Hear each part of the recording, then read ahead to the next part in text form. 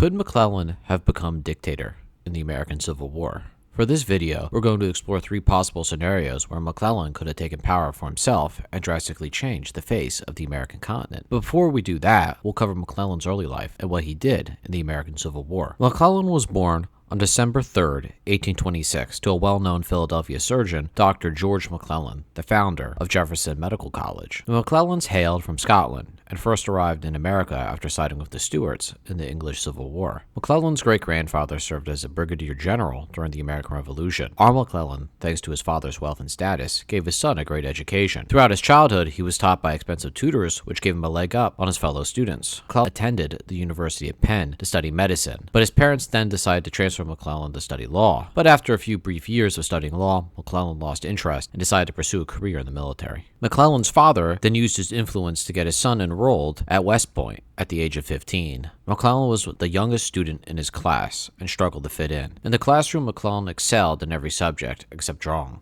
which he hated. Due to all the tutors the future general had over the years, class was, according to him, a cakewalk. In a letter to his brother, McClellan said, "I hardly study after class." In 1846, at age 19, McClellan finished second in his class and joined the Corps of Engineers just in time to fight in the Mexican-American War. In his valedictorian speech, he said that war is the greatest game, but his take on warfare was about to change after seeing carnage firsthand. With the outbreak of the Mexican-American War, McClellan shipped off to the Rio Grande, armed with a double-barrel shotgun, 2 pistols, and several knives. McClellan arrived shortly after the Battle of Monterrey, believing it to be the last battle of the war, and lamented on the fact that he was stuck in Mexico. Shortly afterwards, he came down with malaria, which put him out of action for a month and almost killed him. Malaria would be a recurring medical illness for McClellan that would return from time to time throughout the Civil War. He would later call it his Mexican disease. McClellan would then serve as an engineer throughout the war and saw action at the battles of Contreras, Churubusco, and Chapultepec, where he took part in personal scouting missions for General Winfield Scott, a friend of his father's. McClellan finished the war with a newfound respect for Scott and would later try to adopt a man's tactics in the American Civil War. McClellan spent the next 12 years holding various jobs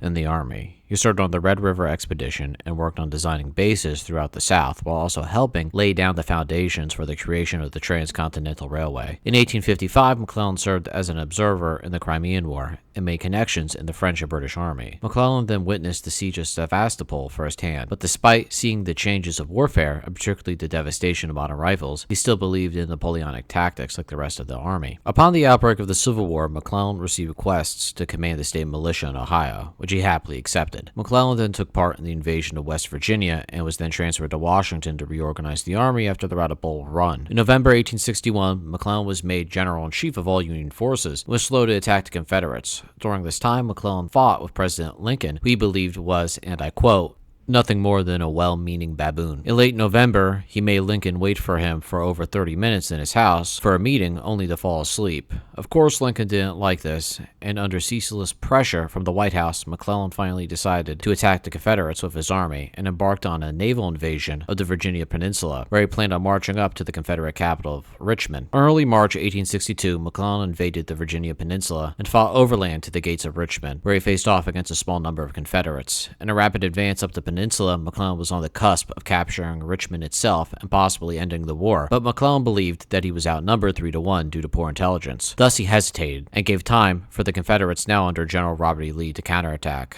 McClellan then panicked in order to withdraw of the peninsula and fought a fighting retreat to his ships. John Pope then took over and was soundly defeated by Robert E. Lee in the Second Battle of Bull Run. This was due in part to McClellan withholding troops in D.C. and not sending them to the front. An enraged Lincoln was then forced to put McClellan back in command of the army. McClellan once more was slow to attack the South despite Lee launching a full invasion of Maryland. Eventually, the Northern and Southern armies clashed at the Battle of Antietam, where McClellan once more was slow and set peace. He failed to use his numerical superiority against the South, resulting in a stalemate. This was the final straw for Lincoln, who fired McClellan after the battle. 2 years later, McClellan ran for president as a Democrat in 1864 on a peace platform, but vowed to continue the war, which confused voters. Due to victories on the battlefield, particularly to capture Atlanta, Lincoln soundly won the election, and McClellan mostly retired from public life, only to return briefly as governor of New Jersey in 1877. In an alternate timeline, there are three possible scenarios for McClellan to take power. Scenario 1, McClellan gets better intelligence in the Peninsula Campaign and simply takes Richmond and defeats the outnumbered Confederates in the process. The war ends shortly afterwards, and McClellan becomes president after Lincoln's second term, assuming he survives. McClellan then fights with Republicans on civil rights due to the general being pro-slavery but against secession. Scenario 2, the South manages to at least hold off Sherman's taking of Atlanta. Maybe Longstreet manages to fully win the Battle of Chickamauga and is made commander of the Army of Tennessee. With the help of some of Lee's best troops, he manages to at least slow down Sherman before the 1864 election. McClellan has better political campaigning and wins the election. McClellan then heads to the front and takes the role as general-in-chief and sends Grant back out west to be with Sherman.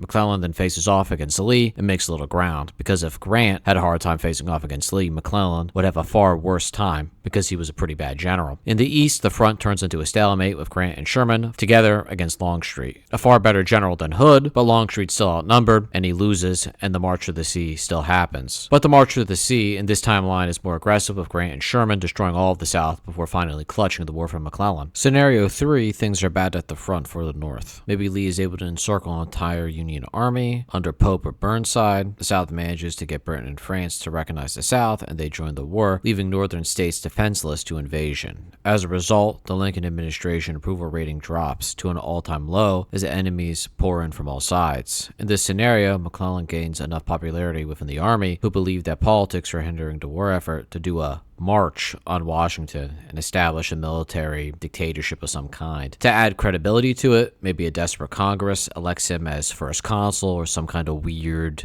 dictatorial title till the war is won. In our timeline, McClellan did flirt with the idea of establishing some kind of dictatorship. In correspondence to his wife, he talked about it. Loyal officers in 1862 wanted to do a march on Washington to intimidate the Lincoln administration to submission. McClellan did believe that Lincoln was sabotaging the war effort, but in our timeline, McClellan could have just been blowing steam, or he simply just did not have the balls to pull something like that off. He definitely was not popular enough at that time to do it. So how does the Civil War go for the North now that the world's two largest powers are involved? Well, not well at first. States like Maine and Vermont and New Hampshire would be swallowed up by British regulars, who at first would be only facing off against local militia. But the North in the Civil War was an economic powerhouse with a huge material and population advantage. The North most likely could absorb the initial blow while enacting a general conscription. While some of the North refused to fight in the American Civil War, this would quickly change due to the fear of being colonized by the British and French. McClellan would have the full support of the northern population at his disposal, with millions of men joining the army. On the battlefield, the war would shift to the northeast, with troops in the west under Grant and Sherman being transferred to fight the British. Offensives in the western theater would end, but the Confederate troops in the west under Braxton Bragg would fail to take advantage of this because Bragg, a man I did a video on, was an idiot who shot his own men and refused to feed them. In the eastern theater, Lee would face off against half the Union army, while the other half fought the British and French. Maybe British and French troops would be sent to help Lee, but once casualties in the northeast started to mount, they would be transferred back to the northeast.